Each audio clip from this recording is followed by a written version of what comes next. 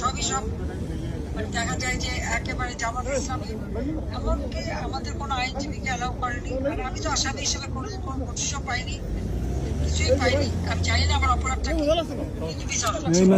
এটা হলো বড় কথা। এইখানে দেখা যাচ্ছে যে ইউনূস যেভাবে বিচার করা হচ্ছে তুমি না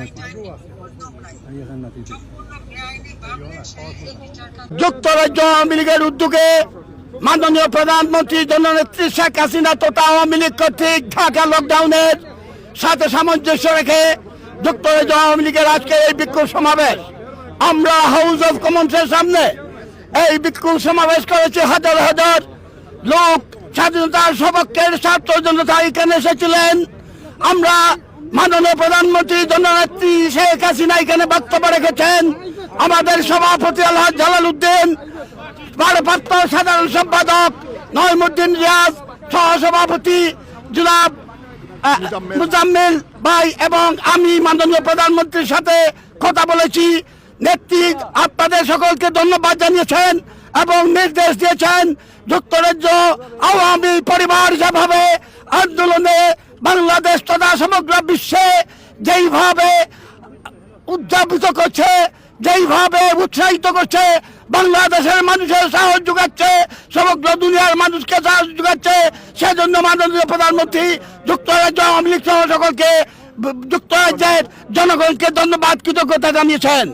আমি সুস্পষ্ট ভাষায় বলতে চাই, আজকে যুক্তরাজ্য বাসীর দৃঢ় প্রত্যয় আমরা চিরেই সুদী ইউনূস, চাঁদাবাজ তারেক জিয়া, রাজাকার আল বদরের নাতিপুতি নাহিদদের এনসিপিকে এবং জামায়াত শিবিরকে উৎখাত করে আগামী ডিসেম্বরের 16ই ডিসেম্বরের মধ্যে মাননীয় প্রধানমন্ত্রীকে আবারও বাংলাদেশে প্রধানমন্ত্রী হিসাবে আমরা নিয়ে যাব এবং বেঈমান বিশ্বাসঘাতক জিয়াউর রহমান, খন্দকার মোস্তাকের সহচর, তাদের প্রেতাত্মা ওয়াখারকে আমরা ফাঁসির দিতে দুলাবো ইনশাআল্লাহ।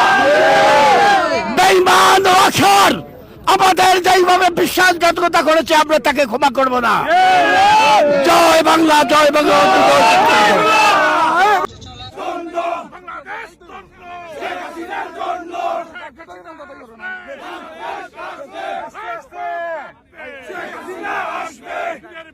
আসবে